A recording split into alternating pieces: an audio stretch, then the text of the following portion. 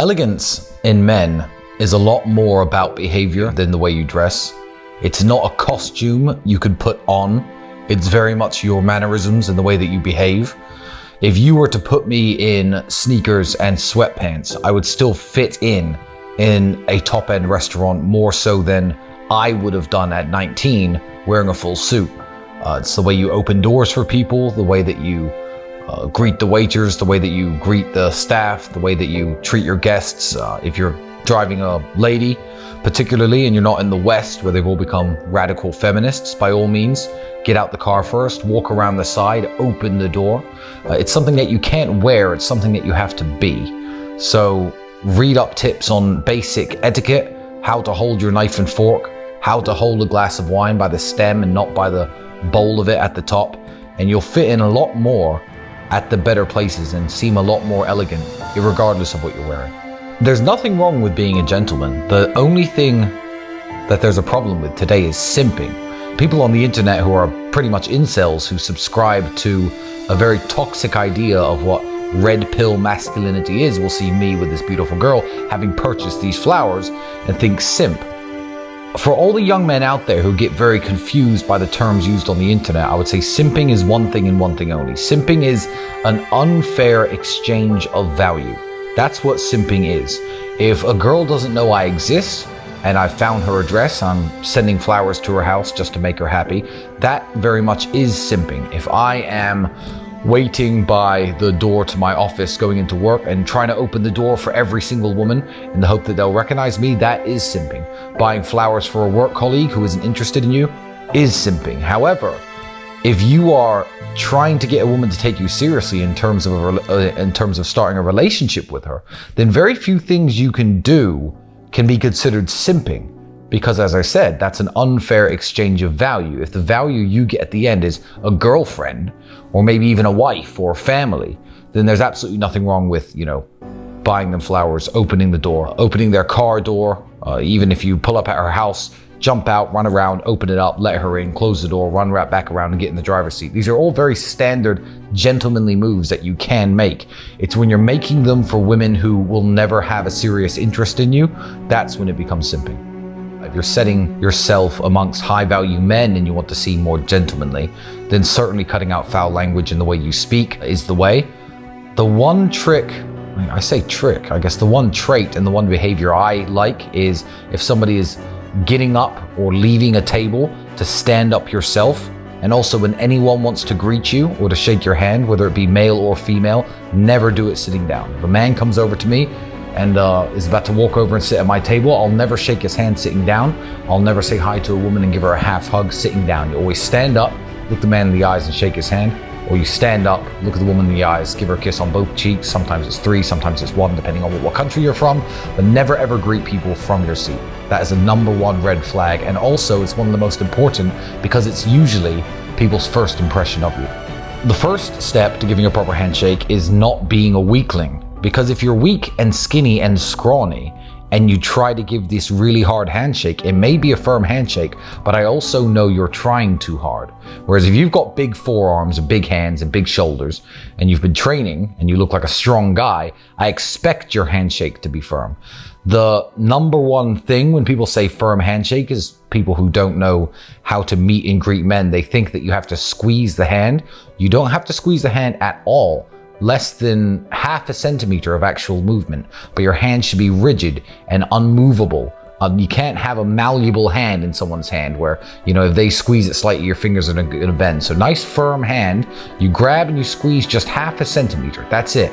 No crushing, no trying to show you're stronger than anyone else. It's just the fact that your hand moves and doesn't give anything back. That makes a firm handshake. If you start squeezing people's hands, they're gonna think you're a dick. To be fair, if you're a worldly person, there are a bunch of variations to this. I think in Southeast Asia, I've been in India, Thailand, Vietnam, that's when people will give you the double handshake. They'll grab your hand, but that's very much a sign of being a subordinate. A guy who you tip heavily at a hotel will grab your hand. Thank you, sir. Thank you, sir.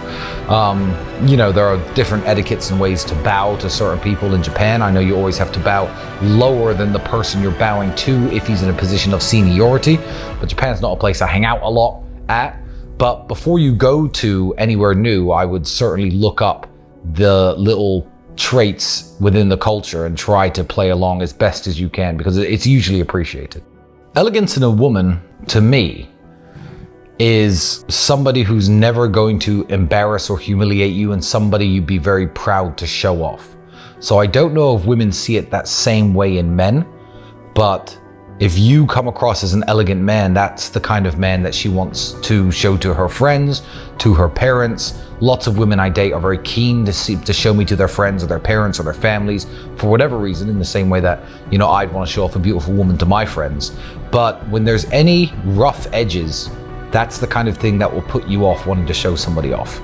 So if a woman swears a lot, talks in a very bad manner, maybe has a really horrible accent, you know, dresses a bit too revealing, that's the kind of thing that will make you think, okay, this woman's all right, I like her, I'll keep her at home, but I'm not going to introduce her to my friends. So elegance is certainly something that women should strive for, and men as well. Not knowing how to conduct yourself, drinking too much to a point of inebriation is a big red flag. You know, if you ever start stumbling or slurring your speech, you know, there's a time and a place for that, but usually that's a big red flag for women, especially if you're out on dates. For me, I will judge men harshly on bad driving. If a man doesn't check his mirrors and he's not moving his car properly, I judge people on bad driving. Again, bad language, using too much slang when you're supposed to be in a professional setting.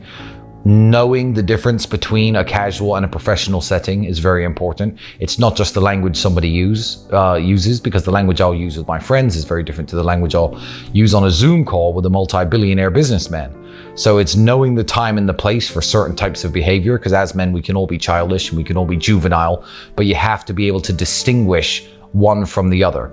And there's people who I've met who certainly don't know how to present themselves to somebody, even somebody like myself who's wealthy and they're trying to pitch me this business idea. They show up and they're acting as though we're two friends down the pub, even though I don't know them. That's a huge red flag. You know, they should at least make the effort to try to come across as refined as possible. And if they're incapable of doing it, or incapable of spotting a situation where they should be doing it in, then it's probably not the kind of person that I'd want to do business with, network with, be friends with. Some accents are better than others, which is a shame because you can't really control your accent. However, regardless of what your accent's like and what your speaking voice is like, you can always tell the intelligence behind somebody's accent, depending on the language they use, the vocabulary they use, the vernacular they use, the way they pause, the way that they take their time when putting thoughts together, the way they intonate their words. So I know very smart people who are Chinese, Nigerian, Indian, who do speak with their heavy accent. However, you know that there's a brain behind that accent. So if you're lucky enough to be born with a British or maybe an American accent and you're not using your voice to your full potential, it's one of those instances where you'll always get outpaced by somebody who's more obsessed than if you're born with natural talent. So if you're born with a BBC British accent, which I don't quite have, but I guess that would be the top rank of accents in the world, in my opinion. You know, if there's an Indian guy who can sell more than you and do more business than you and close more deals than you, despite the fact that his accent is a disadvantage, that's just because he works harder than you. So make sure that you do work on your vocabulary. Download stupid apps, word of the day. Read 20 new words a day and read what they mean, learn their definitions, try to include them into your everyday vocabulary. Yeah, you're really doing yourself a huge disservice if you don't try to maximize your speaking voice. The best way to cultivate your voice, besides expanding your vocabulary, to me, would be reading out loud. Take a book that you like, or a book that isn't something very simple, no children's books obviously, and read them out loud. It's an exercise that everyone used to have us doing in school. We probably don't understand why our teachers used to make us do this. However, the way that stories are written and the way that people speak in books and the way that sentences are put together, you can tell how it's supposed to be read. You can tell you're not supposed to just zoom through all the words like you do in your head when you're mentally reading it. So literally read it out loud. You can imagine how these characters are speaking to each other. You can imagine how they're trying to convey themselves, whether it be a sad moment of the book, an action-packed part of the book, somber, happy, it doesn't matter. You know what the characters are feeling at the time. So read out loud, and then when you find yourself speaking with your friends, if you find yourself talking really fast, you're umming and ahhing and you can't get your words together like this, then slow the fuck down. Slow down, think of what you want to say before you say it, and try to convey it in a very articulate, compendious way. A step you could take to come across as a more elegant person is always, I guess, to present yourself better. I try to give answers, and I've been trying to give answers that shy away from appearance, because appearance is so amazingly important and everybody already knows that I don't want to give the easiest answer in the world. But certainly dress in a way that complements your body type. Try to wear a nice watch, have your hair cut, have your hair styled, have your facial hair either shaved or trimmed so it looks nice and you look sharp. I think that is certainly one of the most important things you can do as a man or a woman. And the simple reason is that first impressions are called first impressions for a reason, and it's very hard to shake them. Now, if you have no substance as a man, let's say you look like a Calvin Klein model, and you're in great shape and you're wearing a great suit, but you have no substance, there's nothing in your brain. The first appearance isn't going to get you that far. It's only going to get you the first 30 seconds of conversation, whether it be with a woman or a man or a business partner, or you're pitching somebody in a meeting.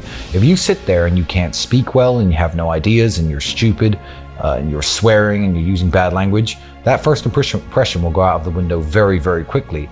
However, it's starting the race sprinting, if that makes sense. So always make sure you're presented well. Introducing yourself with your first and last name is absolutely what you should do. And even if it's somebody famous who I'm meeting and that person knows exactly who I am, them and all their bodyguards and security guards and staff will say, "Hi, Tristan Tate, nice to meet you." Look them in the eye. I'll always tell them my first and last name. That is the standard playbook. You have to do that. There is a trick that I can tell young men that will help them close business deals, help them get girlfriends, help them make friends, help them get into the circles that they want to get into. And it's a stat, I guess, of yourself that you can expand throughout your entire life, and you should never stop expanding it. And that would be general knowledge. General knowledge is super important, because I remember I was sitting with one of the sheikhs in Dubai, and there was no alcohol at this house, of course, it was a dinner event, and they start passing around this wood that you burn, and you smell the scent coming off the wood.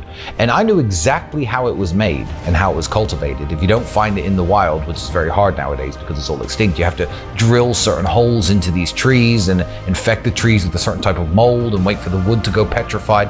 And I was explaining this process to him, which he already knew, but he was super impressed that I understood this part of Arabic culture and what this product was exactly.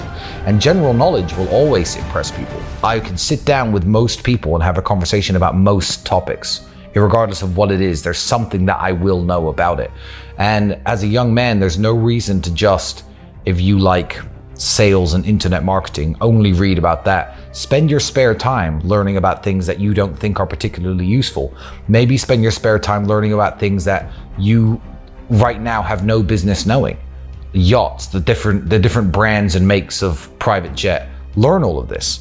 Because when you start to sit with important people, you can at least have an idea what they're talking about and interject in the conversation, perhaps with something they don't know.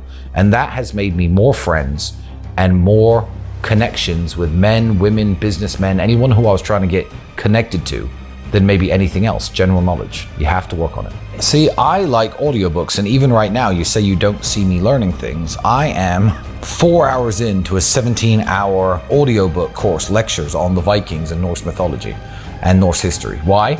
So the last 2 hours when I was in my room, I was listening to it.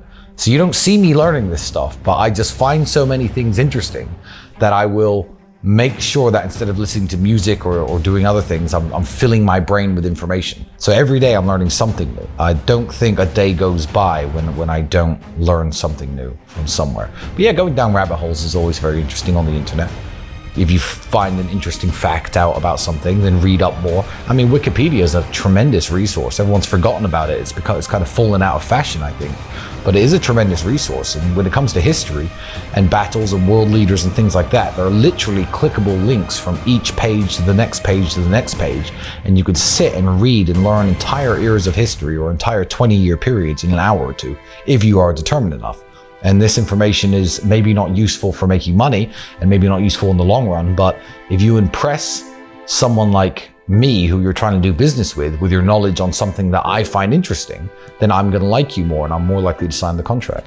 I don't know where you're watching this video, but it might not be around forever. The Matrix may take it down. However, up here there's a link to my Telegram channel. Please click it. All the daily Tristan Tate content is going to be posted there, and that channel isn't going anywhere.